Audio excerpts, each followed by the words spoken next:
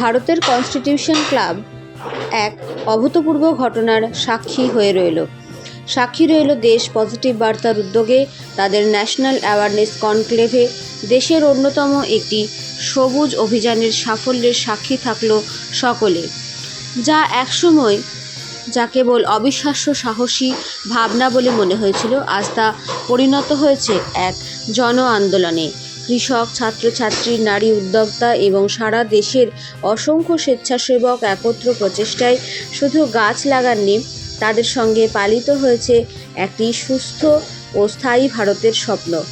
এই সাফল্য কেবল সংখ্যার কথা নয়, প্রতিটি চারাগাছ হলো আমাদের পৃথিবীর প্রতি যত্ন, সাহস ও দায়িত্ববোধের প্রতীক। এটা পরিবেশ ভারসাম্য ফিরিয়ে আনার এবং আগামী প্রজন্মের প্রতি আমাদের কর্তব্য পুনঃনিশ্চিত করার অঙ্গীকার বলে জানান পজিটিভ বার্তার প্রতিষ্ঠাতা ও সিইও ডক্টর মলয় পীর। এদিনের সম্মেলনে বিশেষভাবে গুরুত্ব দেওয়া হয় নারী উদ্যোক্তাদের ভূমিকায়। দেশ জুড়ে বহু নারী নেতৃত্বাধীন বিভিন্ন উদ্যোগের মাধ্যমে নানান কর্মসূচি ও ব্যবসা পরিচালনা এক অগ্রণী ভূমিকা নিয়েছে। তাদের নেতৃত্ব প্রমাণ হয়েছে যে পরিবেশ রক্ষা ও সামাজিক উন্নয়ন আসলে একে অপরের সাথে গভীরভাবে জড়িয়ে আছে। এরা শুধু নিজেদের পরিবারকে নয়, সমাজকেও রূপান্তরিত করেছে, প্রকৃতির অভিভাবক হয়ে উঠেছে বলে জানান মলয় পীর।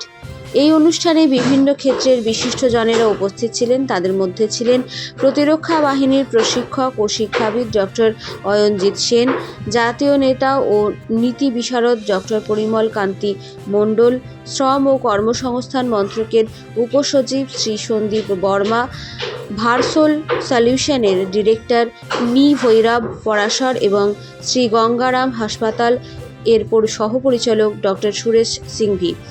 উপস্থিত ছিলেন বিশিষ্ট সাংবাদিক ও দৈনিক ভাস্করের মি ভুকেশ কৌশিক, মিসাইল এক্সপ্রেস গ্রুপের মি এস এইচ শামস এবং সিনিয়র টেলিভিশন সাংবাদিক মিস আরতি রায়।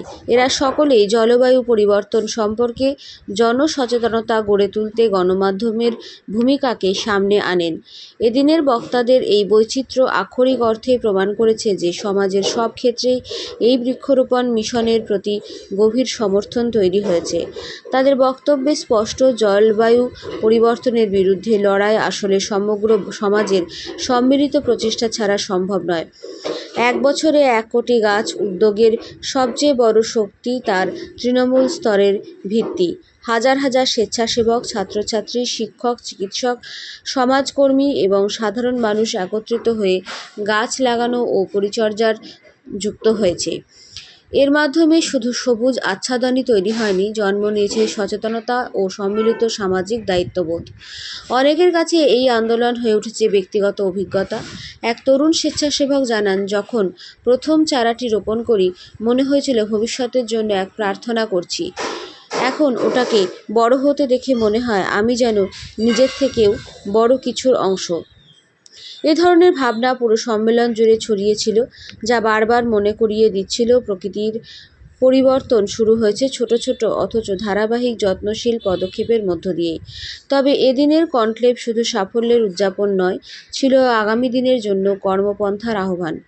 আয়োজকেরা ঘোষণা করেন, গ্রিন মিশন আরও সম্প্রসারিত হবে। নতুন নতুন সামাজিক ক্ষেত্রকে এই কর্মসূচির সঙ্গে যুক্ত করার পরিকল্পনা নেওয়া হয়েছে।